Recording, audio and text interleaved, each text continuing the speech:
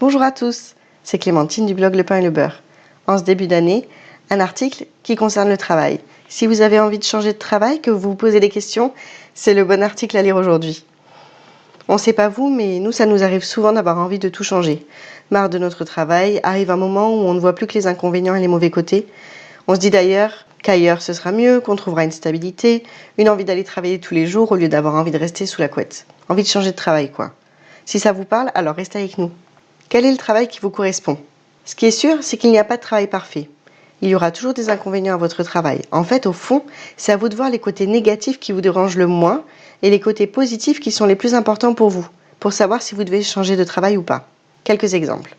Si vous êtes freelance et que vous travaillez à votre compte, peut-être que la flexibilité vous ravira, mais que la solitude vous pèsera.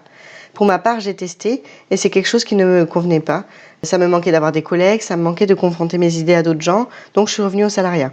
Si vous êtes salarié d'une grande entreprise, peut-être que les avantages financiers vous plaisent, mais que la lourdeur hiérarchique vous dérange. Par exemple, dans ce type d'entreprise, il y a souvent une grosse inertie. Une décision peut prendre plusieurs mois ou même années avant d'être prise et mise en place. Enfin, si vous êtes salarié dans une TPE par exemple, peut-être que l'autonomie que vous avez vous satisfait, mais que le manque de structure ou de moyens vous fait souffrir.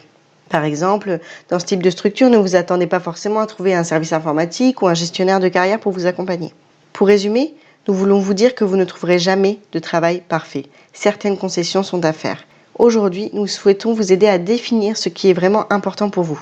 Pour ça, on vous a créé un petit document à télécharger et à imprimer.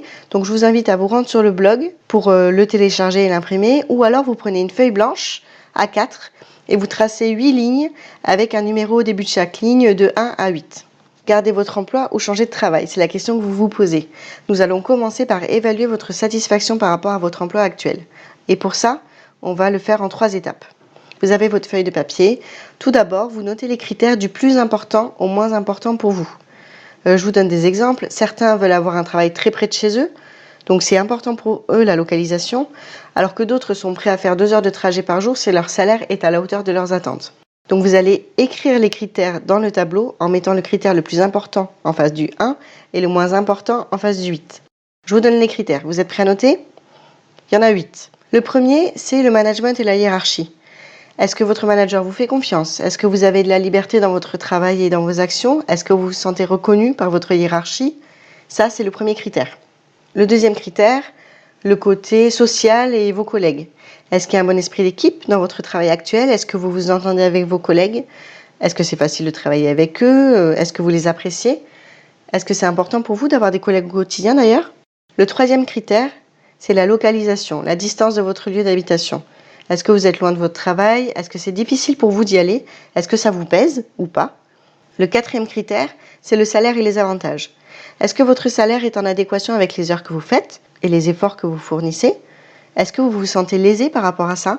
Y a-t-il des avantages qui sont importants pour vous ? Par exemple le télétravail, la flexibilité sur les horaires, un CE, peut-être des primes plusieurs fois par an ou un intéressement. Peut-être c'est des avantages qui comptent. Le cinquième critère, ce sont les missions. Est-ce que les missions qu'on vous a confiées vous plaisent ?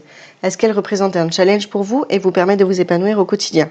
Le sixième critère, c'est les conditions de travail et les moyens qui sont mis à votre disposition. Est-ce que vous travaillez en open space ou dans un bureau individuel ou partagé ? Quel est l'état des bâtiments ? Est-ce que vous avez ce dont vous avez besoin pour travailler ? Si vous demandez quelque chose d'important comme un logiciel, une chaise, est-ce que vous l'avez ? Est-ce que vous devez vous déplacer souvent alors que c'est quelque chose qui vous déplaît ? L'avant-dernier critère, c'est la progression et l'évolution. Est-ce qu'il y a une possibilité d'évolution dans votre société ? Est-ce que c'est quelque chose qui compte pour vous ?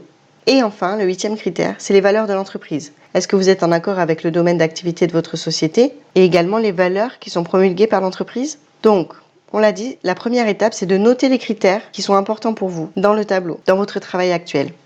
Je vous les redis, vous pouvez noter au fur et à mesure.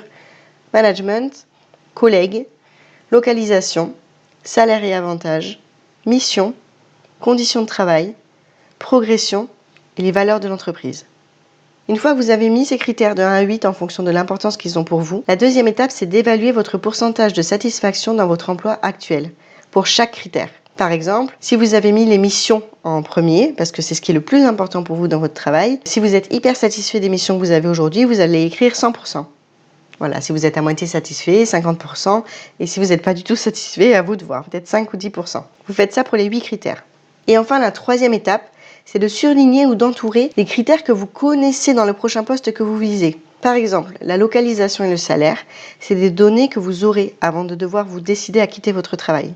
Par contre, les collègues, vous ne saurez rien avant d'avoir commencé votre nouvel emploi probablement.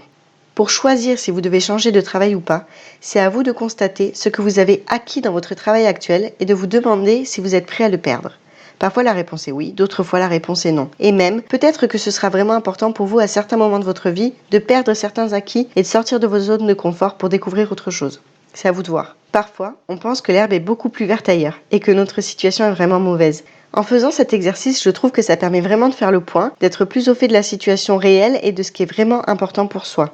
Évidemment, au cours du temps, vos envies, vos critères vont évoluer, donc c'est un bilan que vous pourrez refaire à plusieurs moments de votre carrière professionnelle. Si cet article vous a aidé pour savoir si vous devez changer de travail ou non, je vous invite à le partager avec vos proches, avec vos amis, même avec vos collègues. Ça nous ferait vraiment plaisir que vous nous souteniez pour faire connaître le blog si ce qu'on fait vous aide, vous parle et vous soutient.